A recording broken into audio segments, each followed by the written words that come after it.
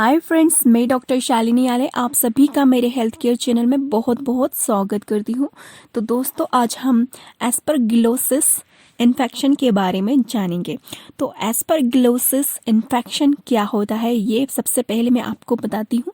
तो इसको डिटेल में समझाने से पहले, यदि आपने मेरे चैनल को सब्सक्राइब नहीं किया है अभी तक, तो सब्सक्राइब कीजिए बेल नोटिफिकेशन आइकॉन के साथ ही लाइक और शेयर कीजिए अपनी फैमिली फ्रेंड के साथ में, और एंड तक की मेरे साथ बने रहिए ताकि आपको एस्परगिलोसिस इन्फेक्शन के बारे में जानकारी प्राप्त हो सके।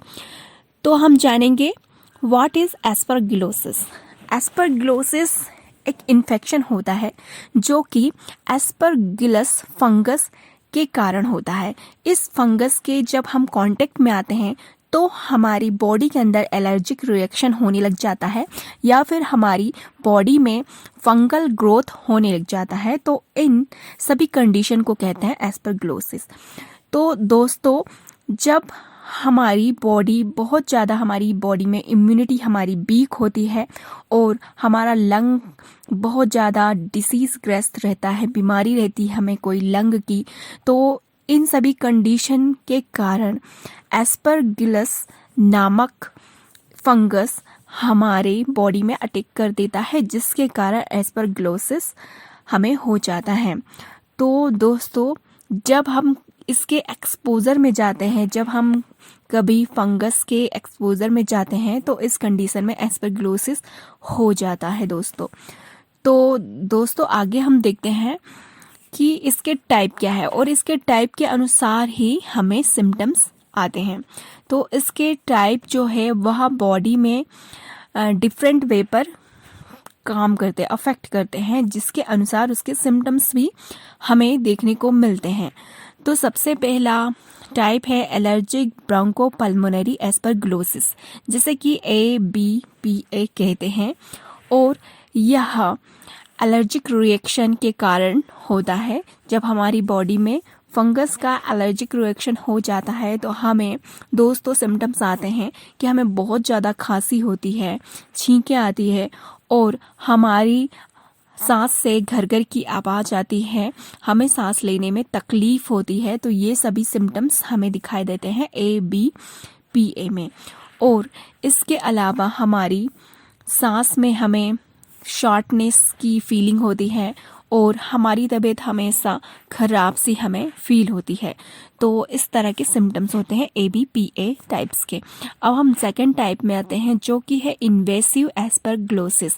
इन्वेसिव एस्परगिलोसिस जब हमारी इम्यूनिटी किसी कारण बस वीक हो जाती है, यदि आपका कीमोथेरेपी हुआ हो या फिर आपको कोई भी कंडीशन से आप सफ़र कर रहे हो, जैसे कि ल्यूकेमिया हो गया हो, कैंसर हो गया हो, आपको एड्स हो गया है, तो इन सभी कंडीशन में आपको इन्वेसिव एस्परगिलोसिस इन्फेक्शन हो जाता है दोस्तों।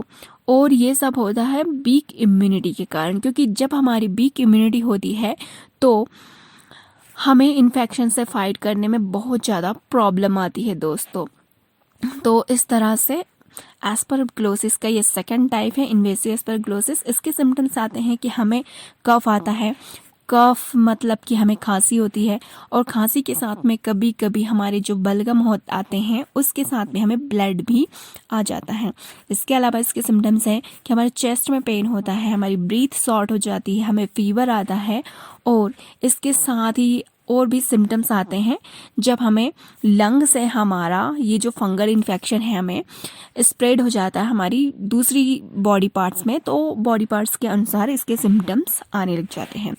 तो अब हम इसके थर्ड टाइप में जाते हैं। इसका थर्ड टाइप है एस्परगिलोमा। एस्परगिलोमा दोस्तों तब डेवलप होता है जब हमारी बॉडी फंगस के एक्सपोजर में आती है, जब हम कांटेक्ट में आते हैं फंगस के, उसके बाद फंगस का ग्रोथ होने लग जाता है हमारी बॉडी के अंदर, और जिसके कारण हमें एस्परगिलोमा इन्फेक्शन देखने को मिलता है। और ये उन पेशेंटों में ज़्यादातर होता है जो कि ट्यूबरक्लोसिस हो, जिन्हें TB की बीमारी हो और जिनका लंग जो है वह बहुत ज़्यादा डैमेज हो गया, उन्हें लंग की बीमारी हो। तो इन सभी पेशेंटों में एस्परगिलोमा इन्फेक्शन देखने को मिलता है दोस्तों। तो दोस्तों, इसमें होता है कि जो फंगस होते हैं उसके अंदर हमें इस इन्फेक्शन में दिखाई देते हैं, क्लॉट्स दिखाई देंगे, हमें वाइट ब्लड सेल्स दिखाई देंगे और कुछ फंगस भी दिखाई देंगे। तो इस तरह से ये हमारी बॉडी पार्ट्स में ग्रोथ करते हैं। और दोस्तों इसके सिम्टम्स जो होते हैं वह बॉडी पार्ट्स के अनुसार आते हैं। तो यदि हमारे जिस भी बॉडी पार्ट में ये अफेक्ट करता है तो वो बॉडी पार्ट लार्ज हो जाता है, बड़ा हो जाता है और वहाँ डैमेज हो जाता है। और इसके बाद हमारे जो लंग टिश्यू होते हैं, वह फेफड़ों के जो टिश्यू होते हैं, कोशिकाएं होती हैं, वह भी डैमेज होने लग जाती हैं। तो ये सिम्टम्स आते हैं। इसके अतिरिक्त जो सिम्टम्स आते हैं वो है कि हमारे बोन्स में पेन होगा, हमारी हड्डियों में, जोड़ों में हमें दर्द होगा, हमारे चेस्ट में हमें दर्द होगा और हमें देखने में प्रॉब्लम होगी, हमारा विजन साफ नहीं होगा। इसके अलावा हमारी यूरिन में हम देखेंगे तो वहाँ पर ब्लड निकलेगा, खून निकलेगा जब हम पेशाब नहीं जाएंगे। और इसके अलावा हमें यूरिन जो होती है, हमें पेशाब जो होती है बहुत ज़्यादा कम आती है। हमारे सर में दर्द बना रहता है, हमें ठंड लगती है, हमें सांस लेने में प्रॉब्लम होती है, हमारी स्किन बहुत ज़्यादा, हमारी स्किन में जलन होती है हमें, और हमारी बॉडी में बहुत ज़्यादा हमें पेन महसूस होता है। तो ये सभी टाइप थे एस्परगिलोसिस के। अब हम जानते हैं कि इसके क्या कारण होते हैं एस्परगिलोसिस के। तो दोस्तों जब हमारी बॉडी एस्परगिलस फंगस के संपर्क में आती है तो जिसके कारण हमें बीमारी सी फील होती, इलनेस की फीलिंग आती है, और ये सभी होता है हमारी इम्यूनिटी जो सिस्टम है उसका वीक हो जाने के कारण। तो ये किन कारणों के कारण हमारी इम्यूनिटी सिस्टम वीक हो जाती है? वो होता है कि कुछ फंगस जो होते हैं वह इन सभी चीज़ों में पाए जाते हैं, जैसे कि कंपोस्ट वाइल्स में, स्टोर किए गए खाद्य पदार्थों में, स्टोर्ड ग्रेन्स में, एंड मेरिजुएना लीव्स में, और सड़े गले मरे हुए वेजिटेबल्स में। तो इन सभी में पाए जाते हैं एस्परगिलस फंगस, जिसके कारण हमें एस्परगिलोसिस हो जाता है। दोस्तों अब हम आते हैं कि हम इसका डायग्नोस कैसे करें कि हमें एस्परगिलोसिस हो गया।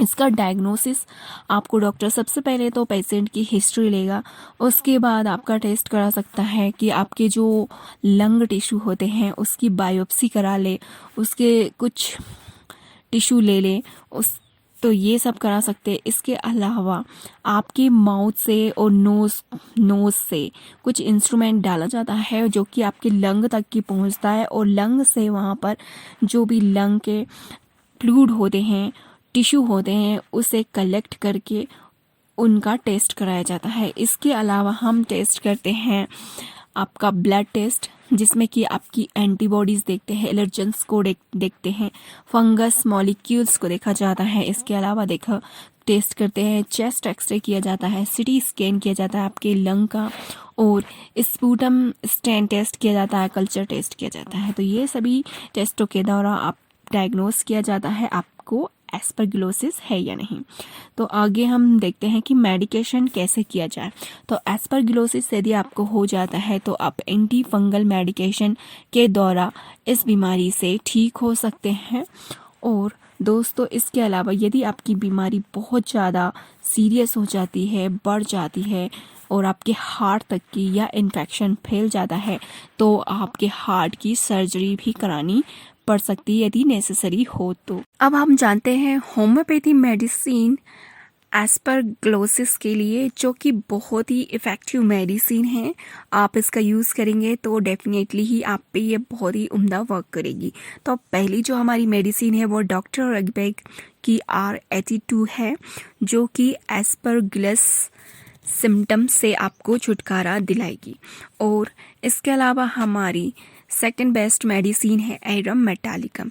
एरम मेटालिकम उस कंडीशन के लिए बहुत ही अच्छी होती है जब आपको कैनाइन या फिर नेज़ल एस्परगिलोसिस हो गया है, तो ये कंडीशन को ये बहुत अच्छी तरह से ट्रीट करती है, आपके लिए बहुत ही बेनिफिशियल मेडिसिन साबित होती है।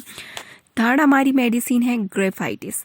ग्रेफाइटिस मेडिसिन को आपको 30 या 200 में लेना है, 2 to 3 टाइम्स, 4 पिल्स, या फिर आप ड्रॉप में ले सकते हैं, 4 ड्रॉप डायरेक्टली ऑन टंग। तो यह मेडिसिन उस कंडीशन के लिए बहुत ही अच्छी होती है जब आपको फंगल इन्फेक्शन आपकी स्किन में हुआ हो, आपके जेनाइटल्स पार्ट्स में हुआ हो। और इसके अलावा ये बहुत ही हेल्पफुल होती है फंगल इन्फेक्शन यदि आपको ओरल कैविटी में हो गया हो, जैसे कि जो कि कैंडाइडा एल्बिकेंस के कारण हुआ हो आपको ओरल कैविटी में, आपके माउथ में। तो इन सभी कंडीशन में यह मेडिसिन ग्राफाइटिस बहुत ही उत्तम साबित होती है। तो इस प्रकार से ये होम्योपैथी मेडिसिन थी, 3 होम्योपैथी मेडिसिन। इसके अलावा बहुत सी होम्योपैथी मेडिसिन है जो कि सिम्टम सिमिलरिटी के अनुसार आपको दी जाती है। तो दोस्तों, उम्मीद करती हूँ कि आप सभी कोरोना से मुक्त रहें, आप होम में रहें और साथ ही मास्क पहने। और जब तक कि आप वैक्सीन न लगाएं तब तक कि आप घर में ही सेफ तरीके से रहिए। मिलती हूँ आपसे नेक्स्ट वीडियो में। तब तक के लिए नमस्कार, धन्यवाद, अपना ख्याल रखिए।